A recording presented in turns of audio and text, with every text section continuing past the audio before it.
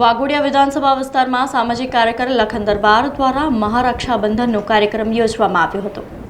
શેરકીમાં 11,000 બહેનો દ્વારા રક્ષાબંધનના દિવસે લખન દરબારને રાખડી બાંધી તેમની રક્ષા અને સુરક્ષા માટે આશીર્વાદ આપ્યા હતા। આ કાર્યક્રમમાં કરણી સેનાના રાષ્ટ્રીય અધ્યક્ષ ભૈરવસિંહ શેખાવત તેમજ અન્ય દાતાઓ અને સામાજિક આગેવાનો હાજર રહ્યા હતા અને તમામ 11,000 બહેનોને ભેટ રૂપે સાડી આપી હતી। લખન દરબાર કામદારોના પ્રશ્નો હોય કે કોઈ પણ ગામ કે વોર્ડમાં પ્રાથમિક સુવિધાનો અભાવ હોય ત્યારે પોતે સ્થળ પર જઈ લોકો માટે ઊભા રહે છે અને ઉપવાસ આંદોલન હોય કે સરકાર સામે અડગ રહી સમાધાન ના થાય ત્યાં સુધી લડત આપે છે।